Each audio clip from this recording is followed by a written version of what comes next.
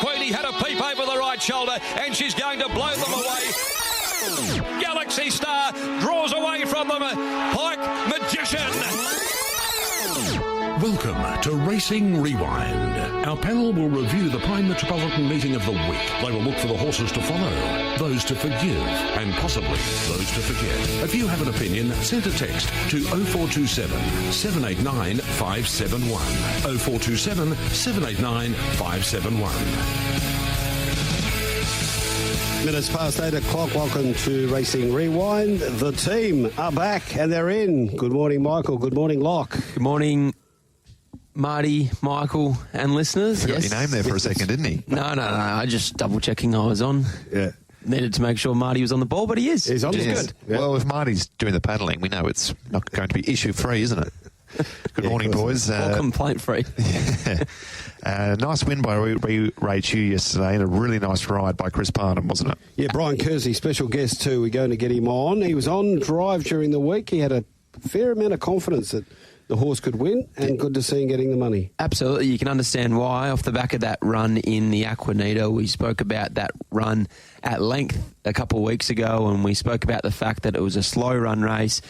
He was never going to play a part in the finish in terms of being a winning chance, just simply because of the fact they went too slow out in front. But courtesy of a better gate yesterday, he began a touch better, and he was just able to settle that little bit handy, and I thought it was a terrific ride from Chris Parnham to salute. Michael had to play out there, and then I'll get back to you, Locke, from the steward's room. I thought it was pretty fair in the end. There was a really strong headwind, which we were speaking about throughout the program, but it was a bit tricky to dissect because then a horse like Horcrux on debut did a lot of work to get to the breeze over 1,200 metres, punched into it, and then still won really impressively. So that win was either off the charts or it didn't play as much of a factor as what we may have thought. But looking for the remainder of the program, a horse like West River Miracle managed to punch into it and only went down narrowly after leading. And I think Bruce Kay's horse, Canny Rock, was on speed and battled on quite well. Ginnivan, that was only over 1,000 metres, but he was really good as well. So all in all, it was relatively fair, but I still think you would have wanted a little bit of cover to be giving yourself the best chance. I agree. From the Stipes room, nothing really to report. Brad Parnham was fined $300 for overuse of the whip, and interestingly, Luke Campbell was interviewed at length in regards to his ride on Advanced in race number 3, and the stewards felt that Luke perhaps erred in his tactics by not holding his initial position. So that was probably the only thing out of the steward's report of interest. Okay, let's move it on. And so, I agree with you because it was hard to judge, wasn't it? Joker's Grin come from last, but he could have come from last, sat 20 deep. Small field, led, it wouldn't have mattered. Yeah. He's just so much better than them. And as you mentioned then, Horcrux might just be a really good horse on the way through. And again, we had Simon on drive on Friday, I think it was, and he gave this a good push. Right. So for the Ladbrokes crew. For the Ladbrokes crew, yeah. And Geordie Turner. Geordie riding a winner there for Simon too. That was good to see. He's ridden a couple of winners for Simon of late. They're building up a little association, which is good for Geordie. Now, keep your text coming in on 0427 789 571. We'll have the winner of the Sunday Saviour for you very soon. But first, let's go back to race number 1, the Morley Growers Market Handicap over the 1,000 metres. The session, Joker's Grin about to peel off to the outside, commencing its run back behind them, looking for the way clear top of the walk as they went to the 250. Look at Joker's Grin coming from the back of the field. Boy, oh boy, this has surged up, hit the front, put pay to them. This is a very impressive horse in the making. It absolutely towels them up again. Joker's Grin, and there's plenty to smile about with this fellow. He won by 2.5 lengths cessation, top of the walk. See you at the session. Follow further. Well, let's talk about this horse. Locke, in detail. What are your thoughts? He's a star. That was an outstanding performance from Joker's Grin. I love the way he's been handled this preparation. That was his 4th run in, so he's had some racing. He's had some conditioning to racing, and the win itself was just arrogant. He settled last in what was a small field, kept out of trouble,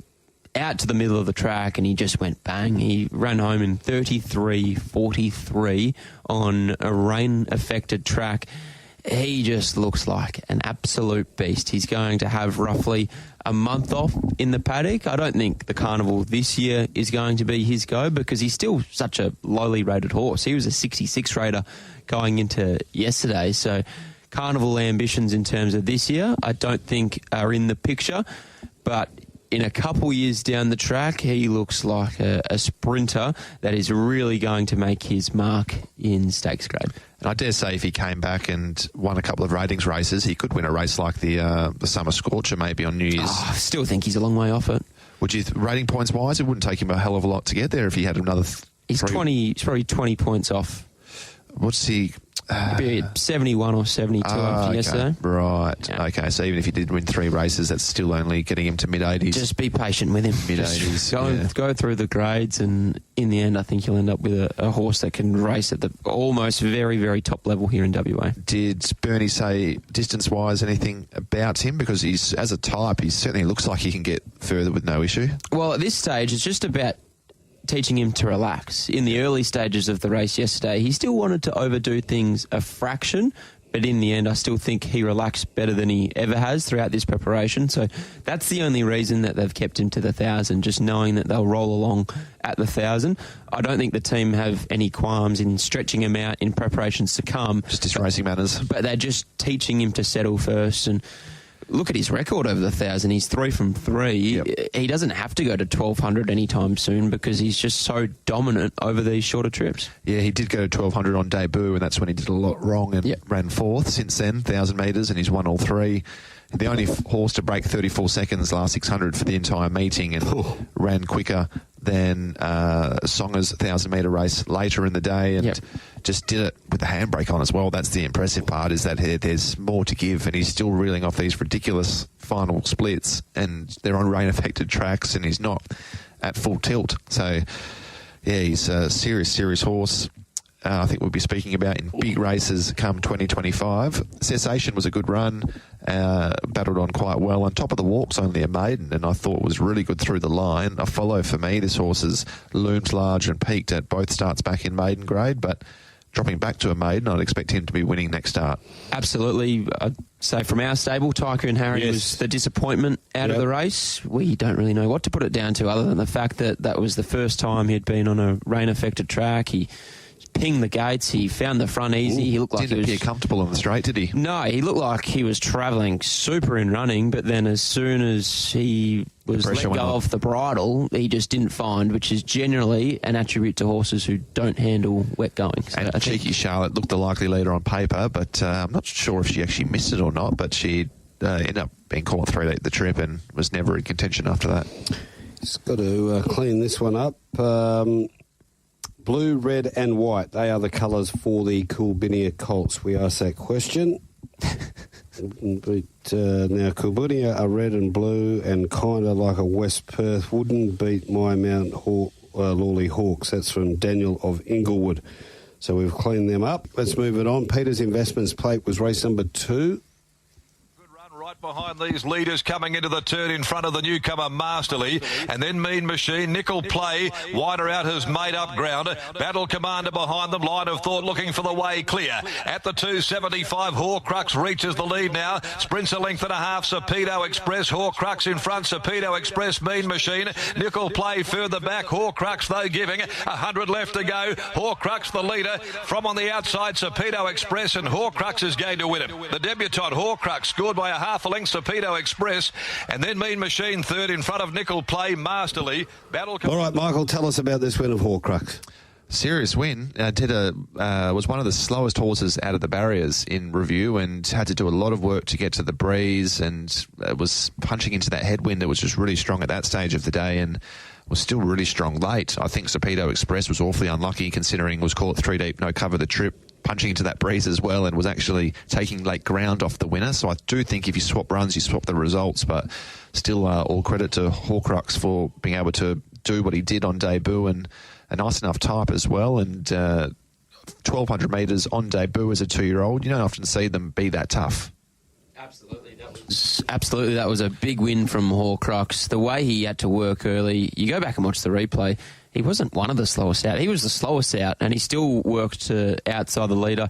In saying that, when he eventually did get there, they really steadied up, and I don't think any horse back in the field had a chance to get into the race. But Weeraechoux, I love the win. I think it was a win of a horse that could run out 1,400 metres. I know Simon Miller has carnival aspirations for this horse later this year, so I suspect he goes out for a short little break now and comes back and could play 1,200, 1,400 metres of a race like a Weeraechoux. I'd say that would be the pathway for him, but I really like this win. I think he's a really nice horse. Not too often, one of Simon's golden rules is 2-year-olds not starting at 1,200 metres or more first up. He likes 1,000, 1,100 at the max, so obviously he's got staying sort of or toughness potential by Rommel.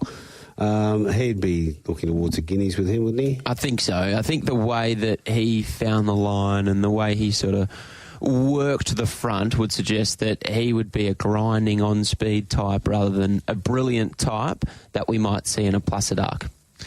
Mean Machine found the line quite well, is improved into the campaign, was a better run the start prior, and was better again yesterday. And Nickel Play just had a little bit too much work to do in the end. I'm pretty confident she'll be a better horse over a lot further as a 3-year-old next prep, while she is almost 3. But the way the race was run was always going to be a bit tricky for her from back there. Absolutely. I wouldn't be dropping off her. Nice horse. I wouldn't surprise me if she has to go out for a short break now as well. Just the timing-wise. And even the last 50, I think Greg Cave's horse actually ran faster closing splits, and which was deceiving to the eye. Nickel played looms, but just that last 50 metres, I think just having to chase so hard for a non-sprinting type, I think probably took away from her last 50 to 100. But I think next prep she can be a horse that you can follow all the way through, and it wouldn't surprise me to see her go to some of those nice races. Well, I think the way the race was run, that Stevie summed it up and said, well, I'm going to have to put you into the race a bit earlier than I normally would have because they'd gone so slow. And then it just showed, that just turned up on her late. Absolutely. Opal Tango, the horse that Michael mentioned, ran a cracker of a race. Did run 9th and was 100 to 1, but that was a cheeky run first up there yesterday. I guess a couple disappointments out of the race, Battle Commander and Scenic George. Scenic George has been up for a long time. He's done a great job. One too many for him. Yeah, I think he'll be a handy enough horse next prep. And we spoke to Paul Jordan on Wednesday or Thursday, and he thought Battle Commander was working well enough to play a major part in this, so tell us about it. Missed the start. It looked the logical leader on paper and bounded on jumping, the steward's report says, losing one length and experienced difficulty in gaining clear running from straightening, so he didn't get the run which suits him best. And as you said there regarding Scenic George, Lockie, a lot of these horses are obviously maidens. This is the second last 2-year-old race for the season. A horse like Scenic George can go for a break, come back as a 3-year-old maiden, and the form lines that he's been showing in 2-year-old company, going to maiden races in Class 1s, Class 3s, some of these horses can come back and have really nice preps in lower company next time in. Third event was the Tab Touch Westspeed Platinum Handicap over the 1,400 metres. He always has covered additional ground on its back now as Advance being brought into the race by Campbell, and Probity's going to have to weave its way through at the 300 mark, and Valderina got to Fearless Talk. War Gem Advanced is down the outskirts of the track though. Valderina wide out, Advanced, Probity getting through them now, and Lover Sessions coming right down the outside. Advanced and Probity, Advanced and Lover Session. They'll split it, they'll go to it locked together, and it's Probity, I think Probity might have just got there here. Probity ends a drought from either Lover Session or Advanced. Yeah, terrific three-way finish this, and it was. Joe has a party getting Probity through towards inside for Colin Webster, beats Lover Session and Advanced back in third. Absolutely. He's an out-and-out wet tracker. Interesting to note that Colin Webster in the camp were actually hoping it would be even wetter than the soft 7 there yesterday, because he just loves getting his toe into the ground. On paper, his 1,400 metre record doesn't read well, but I think the way this race was run and the race shape and the run that Probity himself had actually suited a horse that had that slight query at 1,400 metres, because he was held up for a run for a fair portion of the straight, and he was just able to be saved up for one last run, one last crack at them, and in the end I think that was exactly what Probity needed, and it was a great ride from Joey Zapati. Yeah, absolutely. Dead right in regards to what suits the horse best. Just being held up fleetingly, getting that split late, and he's a really sharp horse, stop-start for the last 200 metres, and I was a bit filthy with myself after this race yesterday because I was keen on him until I realised it was a 1,400 metres and his record spoke for itself, so I just took a set against him somewhat, but his first up run was really good. His trial was super, and he's a horse that can win another race or two this winter. That's for sure. Advanced was the horse that was back in third, and was a horse that you mentioned off the top that was Luke Campbell's ride was queried on, and it's a bit of a tricky one because he did lose his spot, and he did wasn't an ideal run in transit for him, but he got out and he still hit the front on straightening, and he just got run over by both Lover Session and Probity over the final stages. Whether or not if he had the position of a Valderina or something a bit closer, whether he could have skipped clear and won the race, I'm not sure. You could never say, but I still thought all in all he had his chance to win. I agree. Let's be real. The horse hasn't won in, 679 days leading into yesterday, so it's hard to be super critical of a ride when a horse just hasn't won in almost 2 years. And Lover Session just doesn't like winning. No, that was just a typical Lover Session run. Interesting to note, I think Willie Pike actually put the stick away the final 100 metres, and he just rode her hands and heels and tried to get every single little bit of ounce out of her, but it wasn't to be once again. War Gem was good. Settled just off them, and I thought was not a bad run, dropping in grade. Valderina I thought was disappointing. This was around the time where that headwind was really strong, and I thought after this race, the leader and outside leader horse didn't seem to be wanting to go very quick. I think because of that wind, and I thought, geez, it's going to be hard for front runners to make up ground. But then it flipped around in future races, so I'm not too sure what to make of Valderina. I thought she was unders and probably off to the paddock for her. Okay, before we go to race number 4, get your Sunday saviours in. Just repeating, no winner from last week, 0427 789 571. That's the number. You got till 9 o'clock. Off the text line for Retrovision, Gavin of Girraween. If Joker's Wild went into the deep end this year at Ascot, could he go to 1,200 metres, and what races would suit Lochie? If he went into the deep end? Well, I don't. You're going through the ratings races. Gavin is saying if you threw him into the deep end. Well, the deep end, I presume, would be a Winterbottom.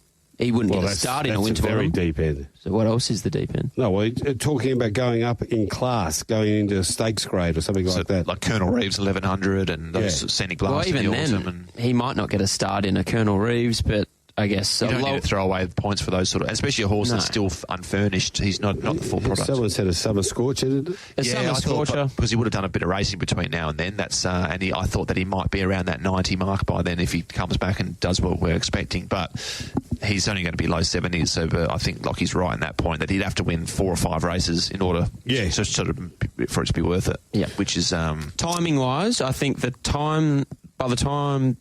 This time next year will be when we see Joker's Grin at black type level for the first time. Yeah.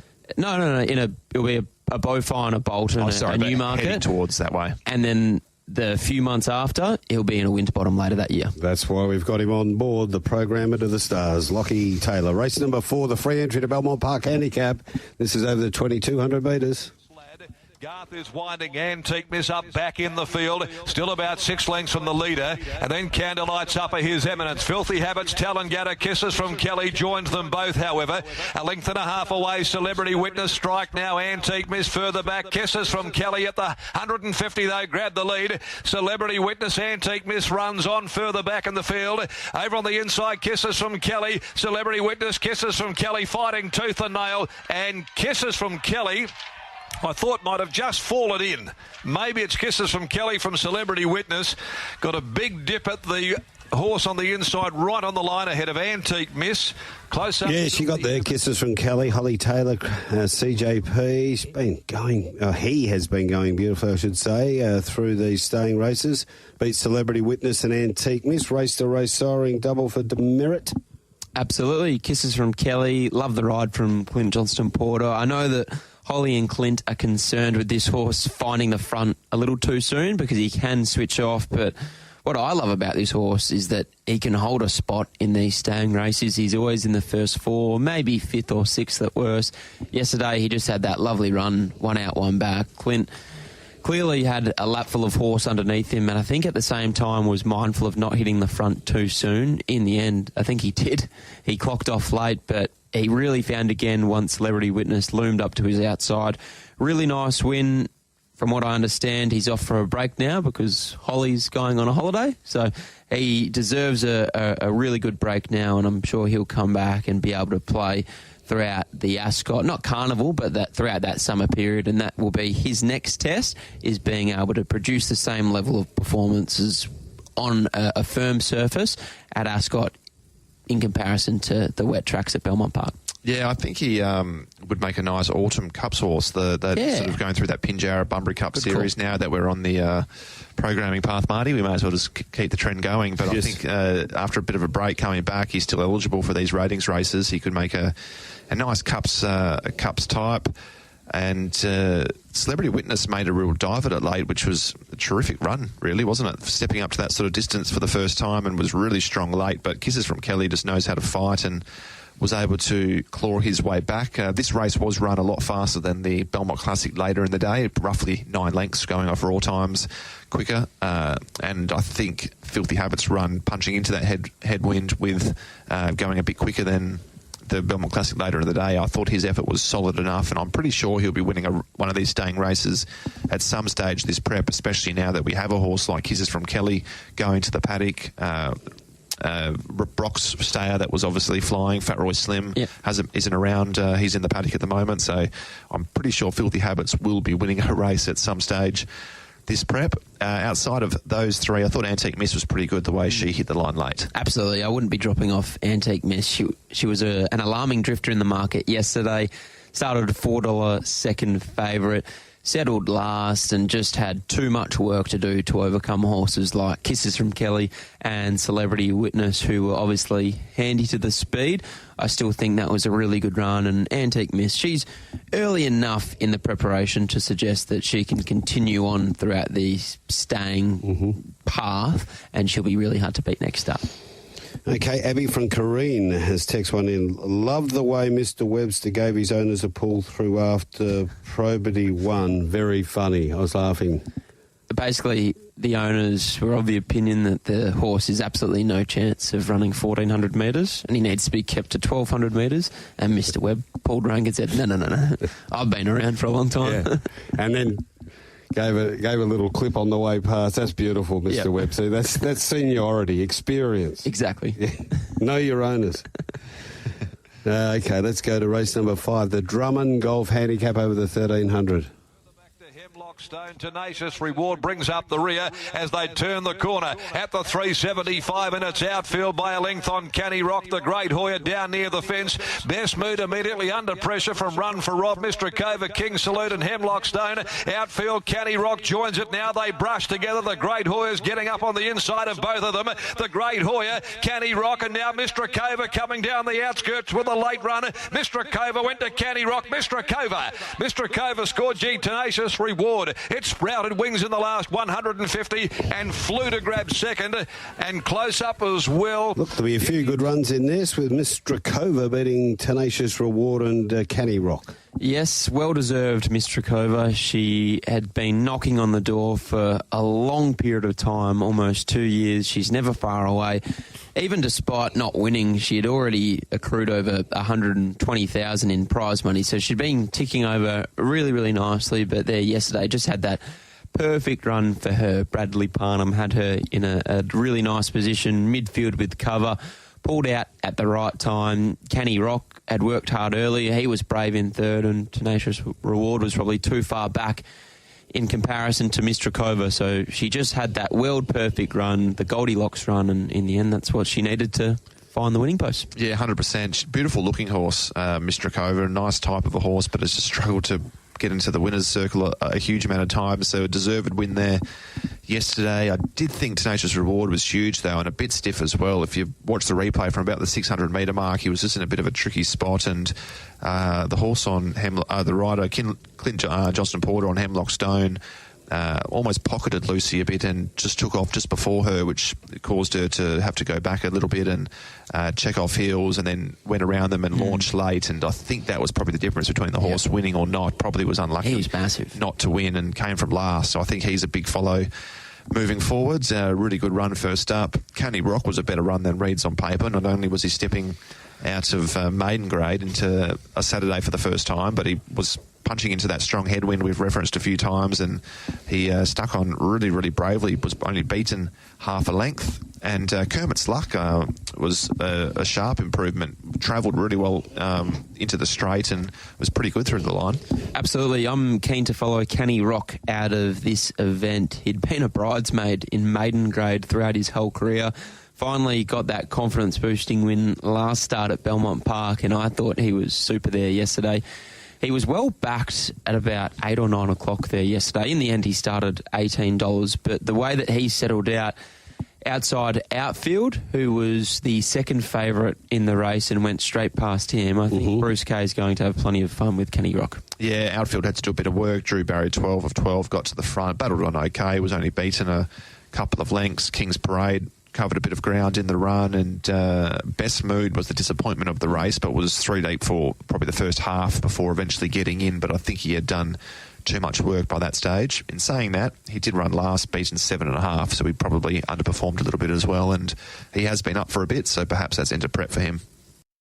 Out of the winner's circle for some time, but he looked to be travelling well at the top of the straight. From I Dream to Dream Ultimate Style, searching for a rails run. Over on the outside, Gracias Dio, Sensational being tested. West River Miracle, though, kicks at the 200-metre mark. West River Miracle shot away 2.5 lengths. Sensational. West River Miracle clear. Sensational is charging. West River Miracle's in front. Pike trying to lift Sensational. He's coming quickly. Dives on the line. Oh, that's a tighty. Nearly a dead heat. Sensational. West River Miracle. No, Mac, I knew he got up. Sensational. Why did you know? I was on West River Miracle. Straight out. There were actually a lot of people on West River Miracle yesterday for a horse that went around at $15. Jeez, he gave a good sight. Oh, did he ever? Did he ever? He was very, very brave on speed, but Sensational. Great win. He just looks like a really nice horse. Yep. His second win at a mile, interesting to note. Post-race, Grant Williams thought that Willie was of the opinion that this horse needed more ground. But then, in the same token, Willie spoke to Scott and said, I feel he was probably coming to the end of his run there yesterday. So maybe the mile is just the perfect trip for Sensational, but typical of the session stock, toe into the ground, soft 7 there yesterday, and he produced his best late. Yeah, nice run. Sensational clearly has a really good ability. West River Miracle looked well placed, went around a big price when dropping in grade to a graduation for the first time in quite a while. Looked likely to settle on speed, and the soft track was always going to be to his liking as well. Thought Albridge looked really well in the yard yesterday, and he ran his best race since joining Mitch's yard. Ran a nice third there at double figures as well. And outside of that, Buckeye Bullet's probably the horse that caught my eye late. I thought this was a real map query, this horse, but a nice ride by Jade. Went back, took her medicine, and finished off quite well. Emerald Trader had a bit of a tricky run through the middle stages, ended up having to bide his time and go around them, and was doing his best work late. But I thought this was a pretty convincing win for Sensational. Had to do a bit of work, had to make up a stack of ground, and was still too good for them, so it was difficult to make too much of a case for others behind him. Absolutely. He was the one progressive horse in this race. I think some of the horses that he beat have been around for a few seasons now and perhaps are on their mark, but with the way he found the line and the run he had throughout, I thought that was a terrific effort. And if the rain stays around at West River Miracle, he's obviously not too far away from getting back in the winner's circle. Yes, we had a chat to Grant a couple of weeks ago, and he gave Sensationals a good rap, and it was no surprise that he was able to put another win together. So, these local sides, I was just having a look at the winners from yesterday. Machino 1, Rommel 1, Demerits 2, Sessions 1. They all seem to like a bit of sting out of the ground. Yeah, we had the ground, don't they? Uni Rulers and those local sides too. I wasn't too sure about Rommel, but perhaps he does. Okay, time for our main event of the day. This was race number 7, the Belmont Classic. Toward the tail end of the field, Antique Queen. Petrushka got pratted right back there, and he's going to need some luck to work his way through the congestion. Parnham's got him on his inside with Weeraechoux, which makes its move at the 250. Weeraechoux hits the front. Down the outside, here comes Antique Queen with a run. Antique Queen and now Petrushka from Manzor Magic. Weeraechoux, Pike's hard at work on Petrushka. Petrushka, Weeraechoux. Weeraechoux, Petrushka, Weeraechoux. Weeraechoux just one from Petrushka. 3 lengths Manzor Magic. Third home in front. I thought that was a terrific race to watch, and it was Weeraechoux. I'm sure Brian Kersley really enjoyed it as well. He joins us. G'day, Brian, and congratulations. Yeah, g'day. How are you? Thanks for that. No, it's a very good day out. Morning, Brian. Congratulations again on yesterday's Belmont Classic. It was a terrific result.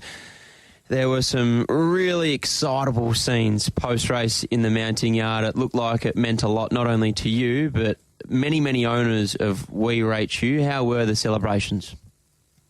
Fairly tame at the races, as you would expect. But no, when we got home and put him to bed, we sort of had a bit of a celebration, bit of a drink. Probably watched the replay, I reckon, about 15 times, and it's actually running on the TV as we speak.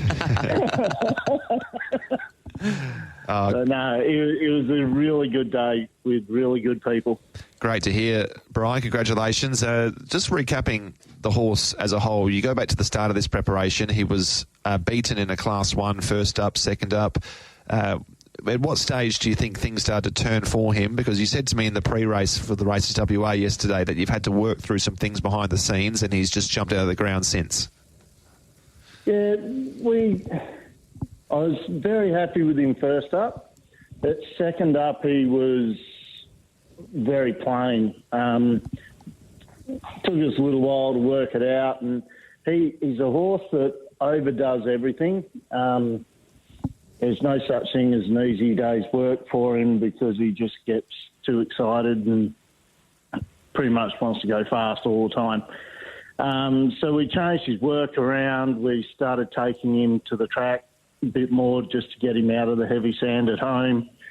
And he's really blossomed, like the experience of, going to the track and being there a couple of days a week where previously that wasn't happening. Seems to have matured him a bit mentally, and I think he's learnt to be a better racehorse now. He's manageable, and you can ask him to do what's required in races at certain times. Brian, that was his 7th start for the preparation there yesterday. Has that continuity of just taking him to the races every couple of weeks or so been the making of him and just learning what racing's all about? Yeah, I think it has. He had to learn how to be a racehorse because, I've always thought he had more than his fair share of ability, but his race manners brought him unstuck a few times, and he ran some really nice races, a length or two behind the best 3-year-olds we've had going around, and his race pattern and his manners were doing him no good. So, as he's furnished through the prep, it's been really pleasing to see, and we got the rewards yesterday.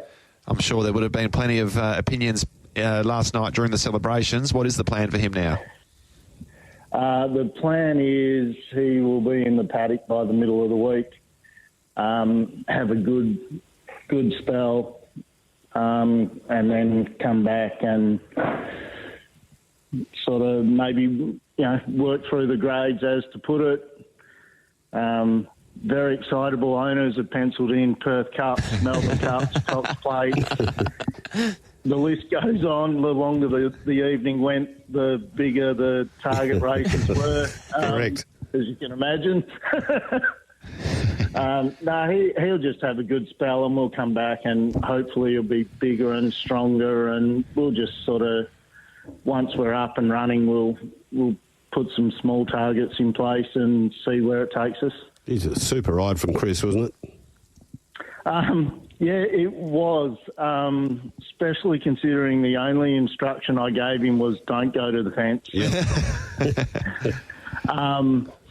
He really was. He assessed the horse very quickly, I thought, off his first ride on him the other week. He got off the fence at the right time.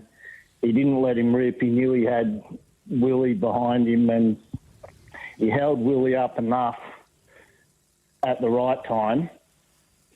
And I thought he asked him to go at the right time, which sort of didn't sort of give Willie a chance to just blast past us. He sort of had to go and keep going, and thankfully for us, Willie's horse wasn't quite able to go with us. Was that Jimmy Choo's first stakes winner, Mart? Well, I'd have to look that up. I wouldn't have thought so. Is it? I don't think so. I think it's had some in New Zealand.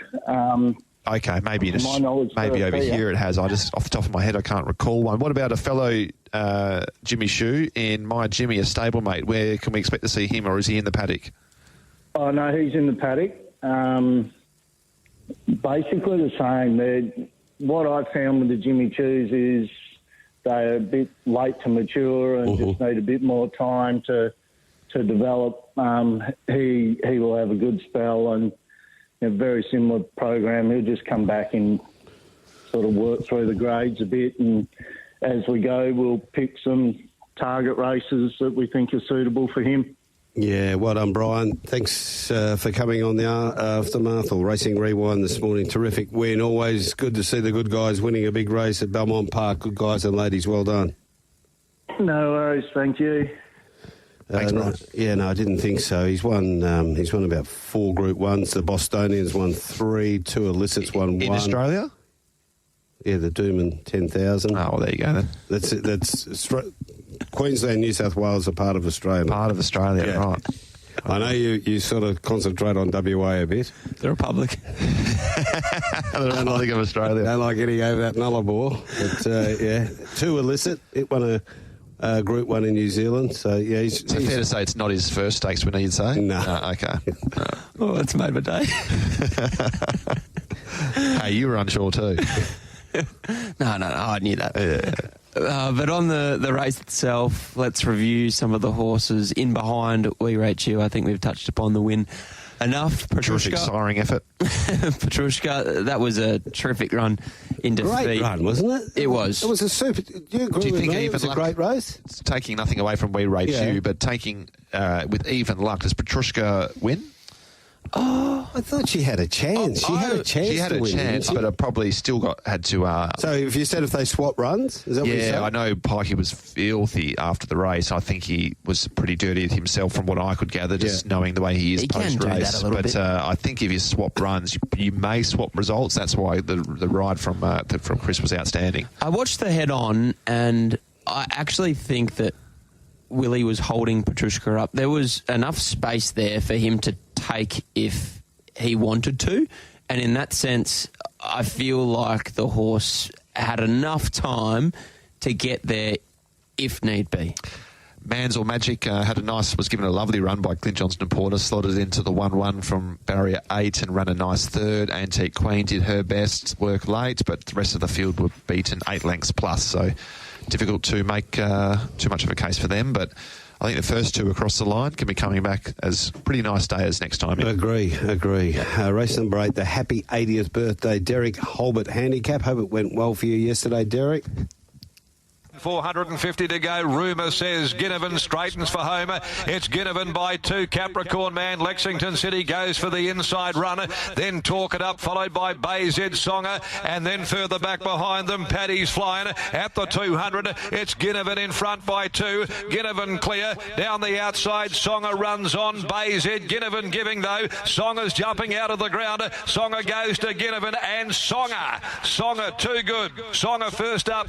Finished brilliantly to beat Ginnivan, under influence, charging to the line behind those. The trainer's had a pretty tough week, Mitchie Pateman, but he's got out of trouble here, settling up a $21 winner. Beats Ginnivan and under influence back in third. He certainly has. Songer back to his best. He's always been a wet tracker, and I think the camp have just been waiting to see him peak like that throughout the middle of winter there yesterday. A great win. You go back and look at some of his form out of last preparation. He ran in a summer scorcher and a bluff knoll his last 2 runs. So clearly he just had to reproduce that run in the summer scorcher, and he was always going to be thereabouts. And I thought he had a lovely ride from Pat Carberry, who must be said, I think, has turned a corner. Yep. I think he's going to be riding in a great sense of confidence moving forward, which is great to see. But a lovely ride and a lovely result for a get-back sprinter who absolutely relishes wet conditions. Yeah, certainly does. Good day for Mitch's stable yesterday. I think they all performed well. We said Sapedo Express earlier, unlucky not to win 3 deep the trip. Alberich ran his best race for the stable, then Songa won. So I think the yard is going okay despite having some pretty poor luck over the past week or two. Ginnivan's just a terrific bread and butter horse, really, really honest, and there was a lot of speed engaged yesterday, but, geez, he got there on his ear. He showed, I thought he'd end up outside leader, but he just sprung the gates, and has just so much good early speed. But the thing I like about him is that he can give a strong kick, and he's pretty strong late as well, and he hasn't finished outside the top 2 for... his last 4 starts, but his record overall is very, very good. Ginnivan, I think, into becoming a 4-year-old in a couple of weeks. A lot of these horses that are still 3 can be going to those 66, 72 plus grade, and as this race was, and still be really, really hard to beat. Under Influence was up in grade, toughest test he'd faced, and was held up, which is just what he usually does. He's that sort of horse that needs luck, but I thought he was really strong through the line, and he's going career best. And Paddy's Flying was a bit of a surprise. I thought that was a cheeky run fresh. I agree. I thought that was a really nice run, especially at $19. It was a tricky race to assess in the sense that apart from Under Influence and Songa, not many horses made up ground. I think Ginnivan had the field stretched out over so many lengths that some horses like Comic Hero, rumour says, Capri Omnia were just so far back that they were never, ever going to play a part in the finish. And Lexington City's the horse I tipped. I thought was disappointing, but Stewart's report says the rider reported felt uncomfortable in its actions, so perhaps an excuse there. Okay, on to the last event, the budget car and truck rental handicap over the 1,200 metres. Of extra ground as they come into the turn from Catalpa. Ice Picnic is back near the middle, and Honeydew commencing its run. Storm Chaser getting into the clear. Ain't No Other Man, though, with a big lead. At the 200, Ain't No Other Man by 3. Capital Flight, Universal Flare. Running on Storm Chaser, Ain't No Other Man, still by a margin. Ain't No Other Man with 100 to go. 3 in front. Storm Chaser is cutting down the margin. Look at Storm Chaser. Storm Chaser burst up, grabbed the lead. Brilliant win. Storm Chaser has come with a rattling run to win. Ice Picnic getting up for second. Ain't No Other Man tiptoed late and is. He was very well thought of on straight. I've got to say, the boys on straight up had a good day. Peng found Songa and did he? Yeah, he's flying. He's the number 1 tipster. He's got the other 2 a bit off the chewy, Riley and McGinnity, but. Peng's a long way in front. $19 versus what? $2.60. Yeah, they threw $2.50 winners in. I don't want to know about that. Of course you don't. But this horse, Storm Chaser, big really win. Good win. Yep. Better win than I actually thought reviewing the race. Did you not like its first up run? A lot of people were off the first up run. Racing Rewind follow. Yeah. Storm Same Chaser. Me, I'm with you. Yeah. Just go back a fortnight ago and roll the tape. Roll the tape, punters. But a huge win. Weeraechoux too, mind you. But anyway, Jimmy Choo. Yeah, side by this Jimmy Choo is a up and coming stallion. But Storm Chaser in the run, I must admit, he was in a really tricky position. He got a long way back, was in between runners, and the 4th horse, Ain't No Other Man, he gave a really good kick upon straightening. I thought that was a much improved run from Ain't No Other Man, but Storm Chaser, just the way he picked them off late. In the end, he's won by over a length. Really, really nice win. From what I understand, Luke Fernie said that he'll go out for a break now and he will potentially play the Summer Carnival, but really nice win and yet another 3-year-old dominating the older horses. He gathered them up within a matter of strides, and Clint actually sat up on him late. I thought this win was super, and he's definitely a black type Perth Carnival horse. Ice Pick Nick, bit of a funny sale, that one, isn't it? I thought the horse was going really well for Danny Morton, been sold to New Connections. First start for Steph Verhaler. I think he's going to be a ripping pickup for them. Was ridden off the speed when we've seen him settle on speed previously, and he found the line really well, only just bumped into a really nice horse in Storm Chaser. Corn Cob similarly was ridden off speed yesterday. We know him as more of an on-pacer, and he, whilst he has run some really big races from settling back previously throughout his career, but I thought he was really strong his last 100 metres. First up for the Ganjema Yard. I think he had one start for them before he went out for a break. Up 8, No Other Man, you've touched on, and Upper Limits as a follow for me. Had to sort of dice his way through the field, but was really good late first up. And Universal Flair, one of the runs of the meeting, was actually 4 deep the trip, not 3 deep, and stuck on really bravely to be beaten only 2.5. Yeah, Teddy tipped it the other day, thought it would run well. I didn't mind the run of Honeydew on the stick. She was okay. I think she's probably on her mark, to be fair. I think if we can pinch one more win out of her in the months to come, we'll be happy, and then we can reassess after that. On Racing Rewind, it is time for the boys to look back and determine who are the black bookers, the ones to be on next start, the horses to follow. 3 for me. Nickel Play, Don't Drop Off Her. Canny Rock, Upper Limits. Ice Pick Nick, Upper Limits for me, and Top of the Walk back to maiden grade.